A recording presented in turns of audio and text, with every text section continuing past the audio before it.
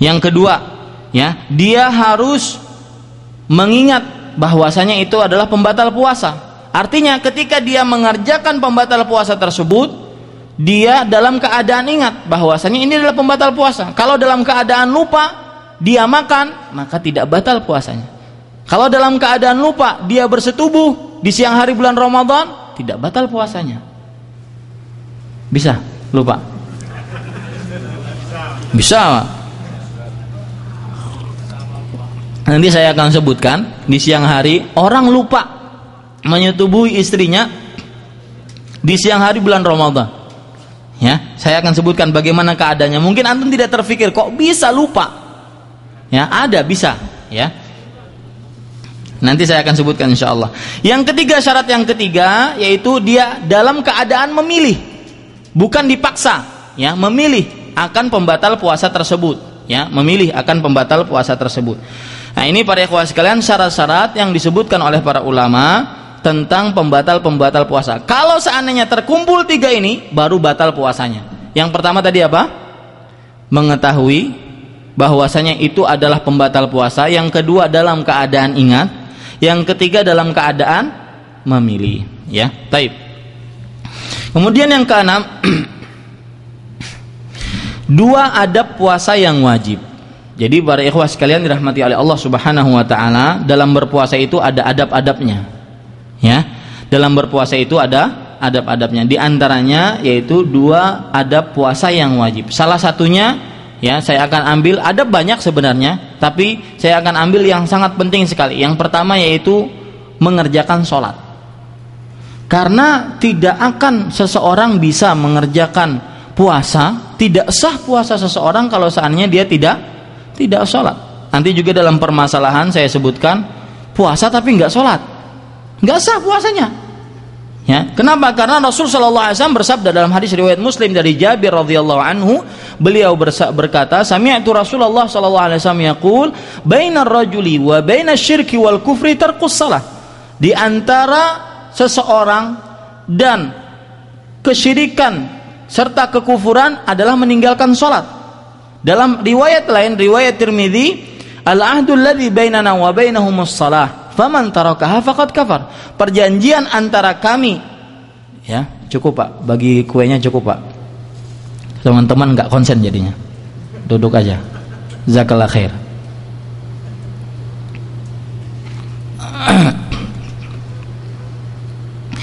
Al-ahdul ladzi bainana wa bainahumus shalah, faman tarakaha faqad kafar. Artinya, perjanjian antara kami dengan mereka adalah sholat. Barang siapa yang meninggalkan sholat, maka dia sudah kafir. Berarti orang yang tidak sholat dihukumi sebagai kafir. Orang yang kafir kita katakan tadi apa? Tidak sah dan tidak wajib puasanya. Ini para ikhwan yang dirahmati oleh Allah Subhanahu wa taala. Ini adab yang pertama, yaitu orang yang berpuasa harus selalu menjaga sholatnya. Ya. Kemudian adab yang kedua yaitu menjaga sholat berjamaah, khususnya bagi laki-laki.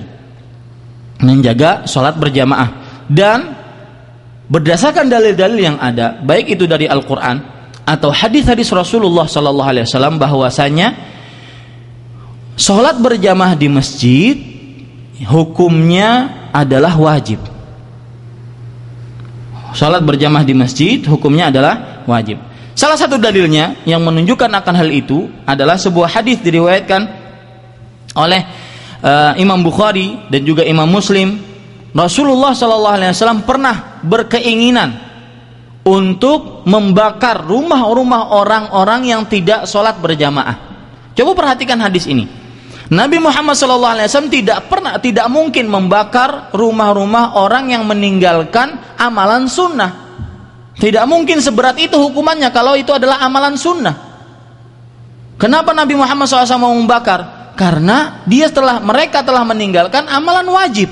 Tidak mungkin Nabi memberikan sanksi begitu berat, ingin dibakar rumahnya, kalau seandainya mereka meninggalkan suatu amalan sunnah. Dari sini para ulama menyatakan bahwasanya hukum sholat berjamaah adalah wajib. Dalil yang lain yang lebih kuat yaitu sebuah hadis tentang orang buta yang datang kepada Rasulullah Sallallahu Alaihi Wasallam. Ya, orang buta yang datang kepada Rasulullah sallallahu alaihi wasallam. Sebelum saya menceritakan tentang orang buta tadi, hadis orang buta, Imam Nawawi rahimahullah yang bermadzhab Syafi'i, dalam kitab beliau Al-Minhaj Syarah Sahih Muslim, beliau mengatakan ketika beliau mengomentari tentang hadis keinginan Rasul sallallahu alaihi wasallam membakar rumah orang yang tidak sholat berjamaah, beliau mengatakan, wa fi hadzal hadis dalalatun ala anna salatal jamaah fardhu ain. Di dalam hadis ini menunjukkan bahwasanya sholat berjamaah adalah hukumnya fardu ain, artinya wajib atas setiap muslim untuk berjamaah, ya, terutama laki-laki. Kemudian hadis yang lain, para ikhwah sekalian, hadis riwayat Muslim juga, Rasul sallallahu alaihi wasallam tidak memberikan keringanan kepada orang yang buta. Coba perhatikan bagaimana keadaan orang buta ini. Kata Rasulullah sallallahu alaihi wasallam, "Ya Rasulullah, wahai Rasulullah, innahu laisa li qaidun yaquduni ilal masjid." Saya orang buta, tidak ada penuntun yang menuntunku pergi ke masjid. Ya, apakah aku boleh untuk sholat di rumahku? Pertama kali Rasul Shallallahu Alaihi Wasallam memberikan keringanan. Tetapi ketika orang tersebut ingin keluar, ingin pergi, beliau bertanya, hal tasma'un nida bis salah? Apakah kamu mendengar azan untuk dikumandangkan sholat? Kata orang buta ini, iya. Kemudian kata Rasulullah SAW, fa'ajib, kalau begitu datangilah. Kalau mendengar panggilan azan, maka datangilah masjidnya. Ini perintah dari Rasulullah sallallahu alaihi wasallam. Bahkan para ikhwah sekalian yang dirahmati oleh Allah Subhanahu wa taala, di dalam beberapa riwayat Abu Daud disebutkan, ya Rasulullah, inna al-Madinata katsiratul hawam wasiba. Kota Madinah itu banyak binatang buas. Ya, banyak binatang buas. Beliau tetap tidak diberikan izin. Bagaimana kalau seandainya kita kuat, ya, mata kita sehat, kaki kita sehat, ya, nanti sore saya akan perlihatkan bagaimana potret orang yang lumpuh total, cuma wajahnya saja yang tidak lumpuh. Salah satu keinginannya adalah hal-hal yang seperti ini, yaitu sholat berjamaah. Ya, para ikhwah sekalian, itu hujjah nanti pemberat bagi Allah Subhanahu wa taala di atas kita. Di hari kiamat tuh lihat, orang yang cacat saja maunya sholat. Kamu sehat, tidak berniat untuk sholat berjamaah di masjid. Nah, ini menunjukkan akan wajibnya sholat berjamaah di masjid. Ini adab-adab yang diwajibkan untuk orang yang berpuasa. Nomor yang ketujuh yaitu adab-adab puasa yang mustahab atau yang dianjurkan. Di antaranya sahur, ya. Rasulullah sallallahu alaihi wasallam bersabda, tasahharu fa inna fis sahuri barakah. Bersahurlah kalian, sesungguhnya di dalam sahur itu ada berkahnya. Hadis diriwayatkan oleh Imam Bukhari dan Muslim. Yang kedua yaitu berbuka puasa. Jangan sampai tidak berbuka. Ini termasuk adab yang sangat dianjurkan. Sebagaimana hadis dari Abdullah bin Umar radhiyallahu anhu, dari Umar bin Khattab radhiyallahu anhu, Rasulullah sallallahu alaihi wasallam bersabda, "Idza aqbala al-lailu min hahuna wa adbara an-naharu min hahuna wa gharabati syams faqad aftarat shaim." Kalau seandainya telah datang malam dari arah sini, kemudian telah hilang siang, artinya telah berhenti siangnya dari arah sini, kemudian terbenam matahari, maka orang yang berpuasa dia sudah dinyatakan sebagai orang yang berbuka. Ini adab yang dianjurkan yang kedua. Adab yang dianjurkan yang ketiga yaitu membukakan puasa orang yang berpuasa. Dalam sebuah hadis Rasulullah sallallahu alaihi wasallam dari Zaid ibn Khalid al-Juhani radhiyallahu anhu, Rasul sallallahu alaihi wasallam bersabda, "Man fattara sha'iman kana lahu mithlu ajrihi, ghaira annahu la yanqusu min ajri shaimi syai'a." Barang siapa yang membukakan seorang yang berpuasa, maka baginya pahala orang yang berpuasa tersebut tanpa mengurangi pahala orang yang berpuasa sedikit pun, ya.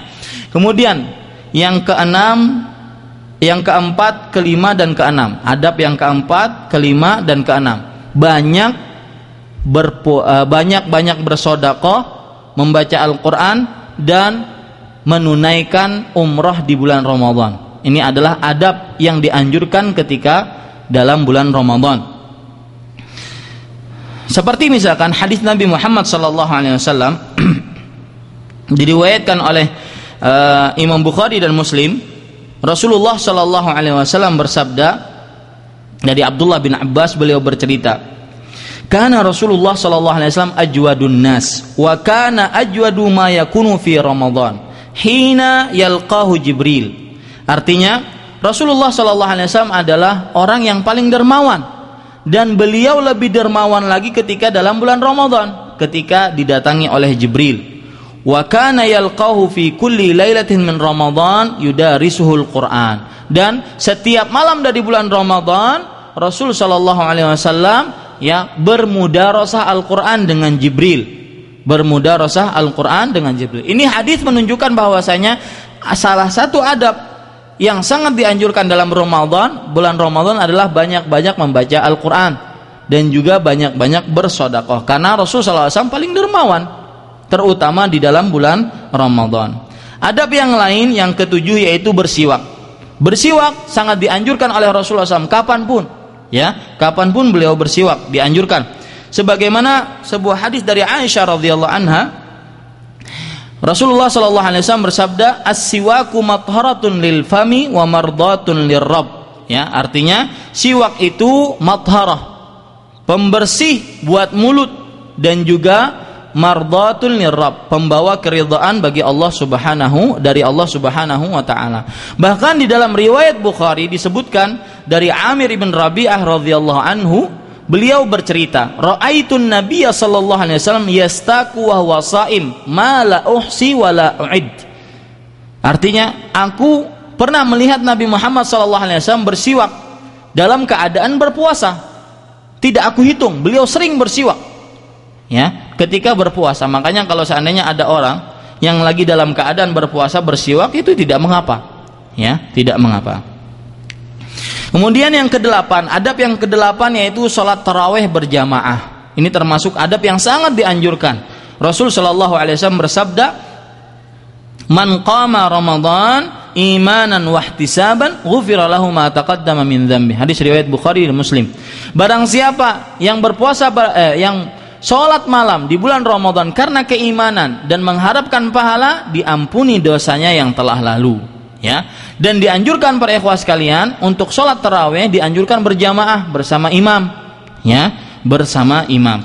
Sebagaimana sebuah hadis Rasul sallallahu alaihi wasallam bersabda, "Innahu man qama ma'al imam hatta yansarif kataballahu lahu qiyamul lailah." Artinya, sesungguhnya barang siapa yang sholat bersama imam sampai imam selesai, maka Allah menuliskan pahala satu malam sholat malam, satu malam suntuk, sebagai dia dinyatakan sebagai orang yang sholat semalaman suntuk. Kalau seandainya dia berpuasa mengerjakan sholat taraweh berjamaah bersama imam. Yang kesembilan, dianjurkan dengan sangat bagi orang yang berpuasa, yaitu kalau dia ada pertengkaran dengan seseorang mengajak dia bertengkar padahal dia dalam keadaan berpuasa, maka dia semestinya mengatakan, "Inni amruun shaim." Saya adalah orang yang sedang berpuasa. Nah, ini adab-adab puasa yang dianjurkan. Adab-adab puasa yang dianjurkan. Kemudian yang kedelapan, hal-hal yang diharamkan ketika berpuasa. Hal-hal yang diharamkan ketika berpuasa. Yang pertama, seluruh yang membatalkan puasa. Itu jelas. Hal-hal yang diharamkan ketika berpuasa. Yang kedua, saksi palsu, dusta, saksi palsu, menipu, itu dilarang dalam agama ketika orang berpuasa. Tetapi larangan ini bukan hanya ketika berpuasa, tetapi juga di luar puasa. Akan tetapi ketika dia berpuasa lebih dilarang lagi. Hal ini sebagaimana sebuah hadis riwayat Bukhari dari Abu Hurairah radhiyallahu anhu, Rasul sallallahu alaihi wasallam bersabda, "Man lam yada' qaulaz zuri wal 'amala bihi falaysa lillahi hajatun fi an yada'a ta'amahu wa syarabah." Artinya, barang siapa yang tidak meninggalkan perkataan dusta ataupun saksi palsu, maka Allah Subhanahu wa taala tidak mempunyai kebutuhan baginya untuk orang tersebut meninggalkan makanan dan minumannya. Artinya puasanya sia-sia. Puasanya sia-sia. Kalau seandainya dia puasa tapi juga dia berdusta, tapi dia juga bersaksi palsu, menipu misalkan dalam segala macam transaksi, ini para ikhwah sekalian termasuk sesuatu yang berbahaya. Beri contoh, misalkan orang kerja di sebuah bengkel, ya, datang konsumen, yang satu yang rusak cuma ban depan, dua-dua bannya dibikin rusak, ya. Loh, kok ini dua-duanya rusak? Iya, ketika datang ke sini rusak dua-duanya. Padahal ketika datang ke bengkel itu cuma satu. Ini para ikhwah sekalian penipu, ya. Ini tidak boleh. Rasul sallallahu alaihi wasallam bersabda, "Man ghasya falaysa minna."